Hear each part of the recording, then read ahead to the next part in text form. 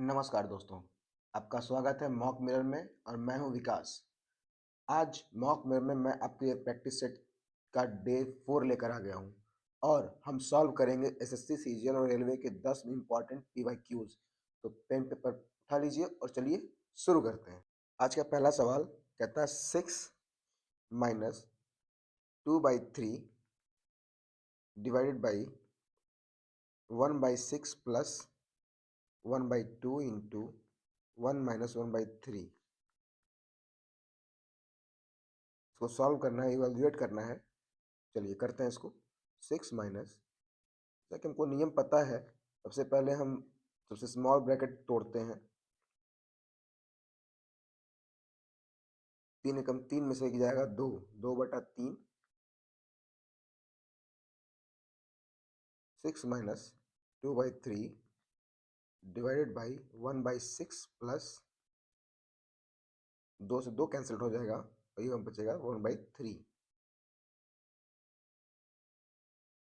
6 minus 2/3 divided by, ये 1/6 है plus 1/3 है, तो हमको जोड़ने में आसानी होगी कब, जब हम इसको 1/3 को 2/6 कर लेंगे, 2 से ऊपर से गुणा कर देंगे, 2/6 हो जाएगा, तब यहाँ से आसानी से गुणा कर पाएंगे और ये 3/6 हो पाएगा। यहाँ 6 माइनस 2/3 गुणा 2/1, 6 माइनस 4/3 इक्वल्स टू 18 माइनस 4, 14/3। तो दोस्तों हमारा आंसर आ गया 14/3, आंसर नंबर ए। सवाल कहता है X, Y and Z invested 25,000, 35,000, 40,000 respectively in a business. If the profit at the end of the year was 30,000, find the y share. x, y, z. x ने 25,000 invest किया, y ने 35,000 invest किया और z ने 40,000 invest किया। चलिए इसको छोटा कर लेते हैं। 3 शून्य से 3 शून्य कैंसिल हो जाएगा। 5 पचे 25, 5 सते 35, 5 बटे 40। अब इनका जोड़ कितना है, ये 5 7 का 8 का रेशियो हो गया। अब इनकी प्रॉफिट कितनी आ गई, 8 7 15, 5 20, 20 प्रॉफिट आ गई। अब ये 20 प्रॉफिट नहीं है, ये प्रॉफिट 30,000 है, लेकिन शेयर इसका वाई का 7 है। इस 20 के प्रॉफिट में से इस वाई का शेयर 7 है, तो 7/20। लेकिन हमारा प्रॉफिट 20,000 थोड़ा है, हमारा 30,000 है ना प्रॉफिट एनुअल। तो एक शून्य से एक शून्य कैंसिल, 2 से 30,000, 1500 में 15 सत्ते 105, मतलब 10,500। जो वाई का शेयर होगा वो 10,500 रुपये होगा। ऑप्शन नंबर ए। क्वेश्चन नंबर 3 कहता है A and B together can complete a work in 12 days. B and C together can complete the same work in 15 days. C and A together can complete या can do it in 20 days. In how many days can A alone can complete the job? कहने का मतलब ये है A plus B दोनों मिलकर उस काम को 12 दिन में कर लेते हैं। बी और सी मिलकर काम करेंगे तो उसको 15 दिन में करेंगे, और सी और ए एक साथ काम करेंगे तो उसको 20 दिन में करेंगे। चलिए इन तीनों का एलसीएम ले लेते हैं। 60 आएगा, 12 पंजे 60, एक दिन की एफिशिएंसी, 5 चौका 60, एक दिन की एफिशिएंसी, और 20 3 60, एक दिन की एफिशिएंसी। तो सब मिल करके ए प्लस बी प्लस सी 2 टाइम्स में, ये 5 4 9 3 12, 12 काम करेंगे। तो ए प्लस बी प्लस सी एक साथ काम करेंगे तो ये 6 काम करेंगे, और हमें तो ए का निकालना है, तो बी प्लस सी हमारा कितना है 4, बी प्लस सी की एफिशिएंसी 4 है, बराबर 6। यहाँ से ए की एफिशिएंसी आ गई 2। यहाँ 2a प्लस बी प्लस सी क्यों लिखा, इसलिए लिखा कि हमने तीनों को इसको जोड़ दिया, A plus B plus B plus C plus A equals to 12। तो इसको हमने किया इसको, तब यहाँ से आया है। अच्छा, जब हमारे ए की एफिशिएंसी 2 आ गई है, हमारे पास टोटल काम 60 है, तो 60 काम को 2 की एफिशिएंसी से करवाएंगे तो 30 दिन में लगे काम करेगा। मतलब ए उस काम को 30 दिन में करेगा। ऑप्शन नंबर ए। चलिए बढ़ते हैं अगले सवाल की तरफ। बोला है शुद्ध स्पिरिट के 64 लीटर के पात्र से 8 लीटर निकालकर उसकी जगह पानी डाला जाता है। मतलब 64 लीटर का पात्र था, उसमें से 8 लीटर मतलब 1/8 निकाल लिया जाता है, तो बचा कितना? 7/8। अच्छा, हाँ 7/8 क्वांटिटी बची है प्योर स्पिरिट की अभी भी, लेकिन एक एक स्पिरिट जो है, एक भाग जो है 1/8 वो पानी हो चुका है, तो उसमें बचा कितना? 7/8 ही बचा है। अच्छा, अब बोलता है कि यह प्रक्रिया केवल कुल 3 बार की जाती है। यह प्रक्रिया कुल 3 बार की जाती है। मतलब एक बार निकाला गया, फिर एक बार निकाला जाएगा, एक बार फिर निकाला जाएगा। मतलब टोटल 3 बार किया जाएगा। तो पात्र में बची हुई स्पिरिट की अंतिम मात्रा क्या है? देखिए, सबसे पहली बात कि 64 क्वांटिटी थी, 8 निकाल लिया, तो बचा कितना? 7/8 बचा। अब इस 7/8 के बाद यहाँ से फिर इसमें से एक क्वांटिटी निकाल करके एक क्वांटिटी वाटर डाला गया, तब कितना बचा? 7/8 बचा। अच्छा, अब यहाँ से एक बार और किया गया ऐसे ही, इसमें से 8 लीटर और निकाला गया, तो फिर एक 8 लीटर पानी डाला गया, तो बचेगा कितना? 7/8 फिर बचेगा। मतलब टोटल ये 3 बार किया गया ना। अब हम कह सकते हैं 64 गुणा 7/8 गुणा 7/8 गुणा 7/8, 8 बटे 64, 64 कट गया, 7 का 7 में 343/8।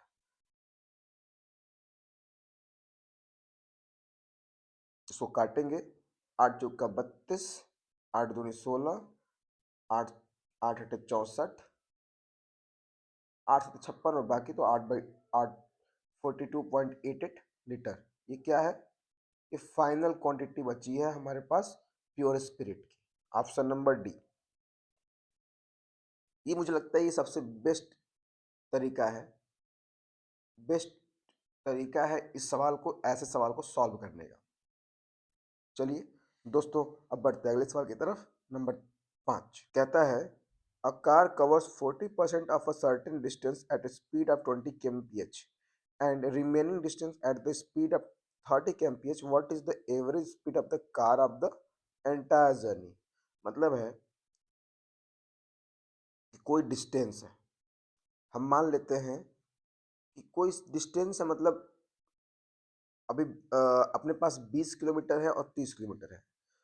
तो मैं ऐसा करता हूँ कि डिस्टेंस ऐसा मानता है कि जो 20 और 30 दोनों से कैंसिल आउट हो, ताकि हमको सवाल सॉल्व करने में आसानी हो। मान तो हम कुछ भी सकते हैं, मान तो हम x भी सकते हैं, मान तो हम 10 भी सकते हैं, मान तो हम 100 भी कर सकते 100 कर सकते हैं, मान 1200, मान कुछ भी सकते हैं।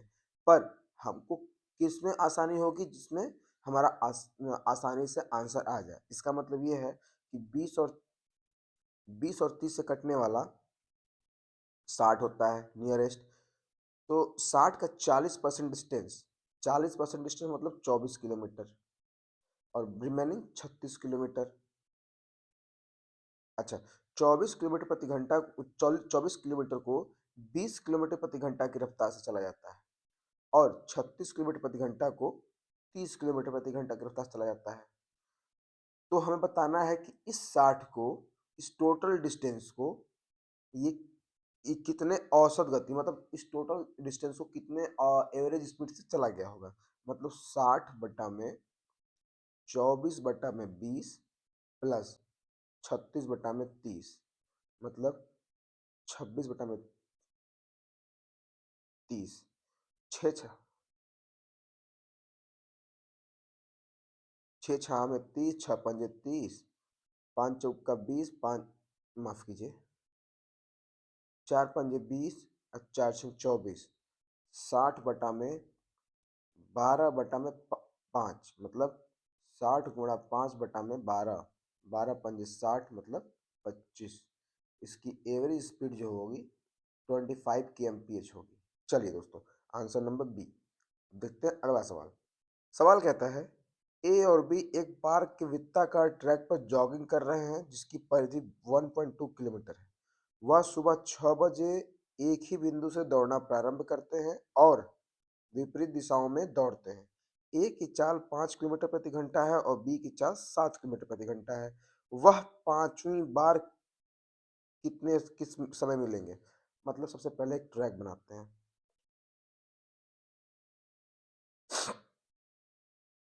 अच्छा, ये एक सेंटर पॉइंट है जहां से ए निकलता है और वहीं से बी भी निकलता है, क्योंकि वो अपोजिट डायरेक्शन भाग रहे हैं। ए जा रहा है 5 kmph से, बी जा रहा है 7 kmph से, और कितने बजे? 6 बजे सुबह में। अच्छा, दूर इसकी परिधि कितनी है? 2 पाई आर ट्रैक। ट्रैक की लंबाई कहें या सर्कुलर ट्रैक की परिधि कहें, दो एक ही चीज है, तो वो है 1.2 किलोमीटर। मतलब 1.2 किलोमीटर मतलब 1200 मीटर। अच्छा, हमारे पास इसकी रिलेटिव स्पीड आ जाएगी 7 + 5 = 12 किलोमीटर पर आवर। तो इसको हम कर लेते हैं मीटर प्रति सेकंड में चेंज, क्योंकि हमारा डिस्टेंस मीटर में है, हमने चेंज कर रखा है। तो 12 × 5/18 = 6×3 = 18, 6×2 = 12, 5×10/3 मीटर प्रति सेकेंड। अच्छा, इसको हम कैलकुलेट कर लेते हैं कि 1200 मीटर को दौड़ने में इसको 10/3 की रफ्तार से 360 सेकेंड लगेगा। 360 सेकेंड मतलब 6 मिनट। अच्छा, वह एक फर्स्ट टाइम मिलेंगे 6 मिनट बाद और फिफ्थ टाइम मिलेंगे 6 × 5 30 मिनट के बाद। तो स्टार्ट किया था उन्होंने 6 बजे और पांचवी बार मिलेंगे वो 6 + 30 मिनट माने 6:30 AM पर 6:30 बजे मिलेंगे। Option number B. सवाल कहता है the area of sector with radius 7 centimetre and central angle 90 degree is. तो हमसे इस सेक्टर का एरिया पूछ रहा है। तो सेक्टर का एरिया निकालने के लिए क्या करेंगे? पहले सेक्टर तो बनाए। चलिए,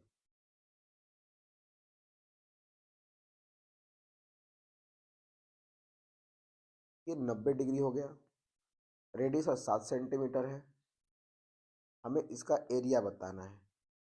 एरिया के लिए π² × θ/360, तो ये हो जाएगा 22/7 × r हमारा 7 × 7 90/360।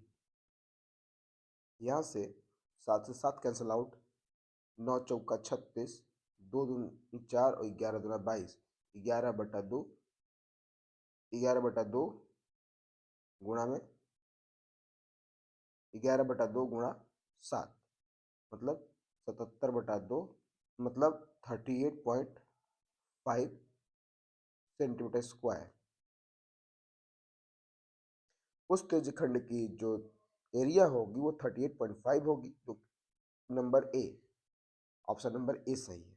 बोला है if sine 90 - x = cos 2x then x is. तो देखिए दोस्तों, साइन 90 - x = होता है cos 2x दिया हुआ है। तो हम जानते हैं कि साइन 90 - x होता है cos x = cos 2x।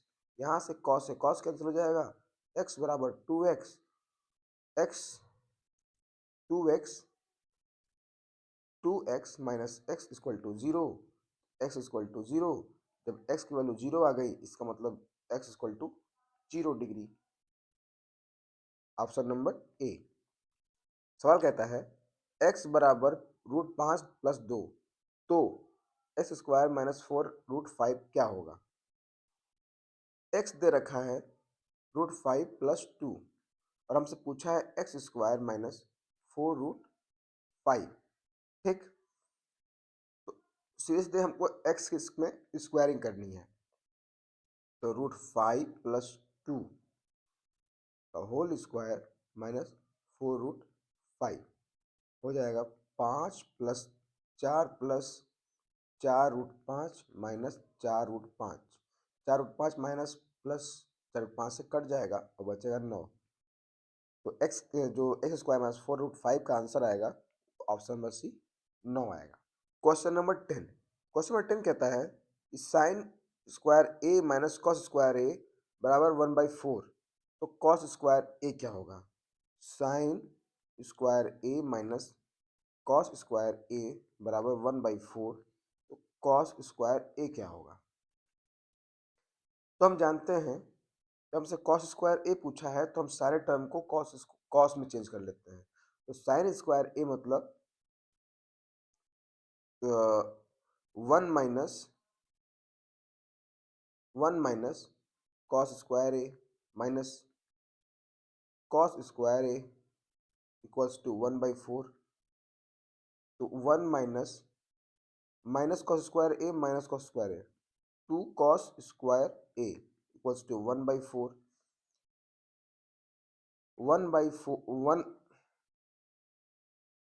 1 minus 1/4 equals to 2 cos square A, तो ये हो जाएगा 3/4 बराबर 2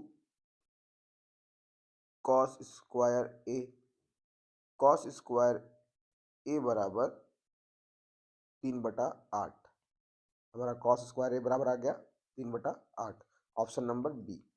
दोस्तों ये थे एसएससी में पूछे गए कुछ इजी लेवल के 10 पीवाईक्यूज जो हर साल एसएससी और एसएससी में पूछे जाते हैं। तो आपका 10 में से कितना स्कोर रहा कमेंट में लिखिए। मैं समझता हूं कि आपका 10 में से 10 स्कोर होना ही चाहिए, क्योंकि ये 10 सवाल एसएससी के सीजीएल प्री में पूछे जरूर गए थे, लेकिन ये इजी लेवल के सवाल थे जो तुरंत बनने वाले थे। तो दोस्तों इसमें भी अगर आपको कोई डाउट हो तो कमेंट करें, मैं आपके डाउट को जरूर सॉल्व करूंगा। चलिए अब मिलते हैं कल रात 9 बजे 10 पीवाईक्यूज के साथ। तब तक के लिए गुड नाइट, जय हिंद।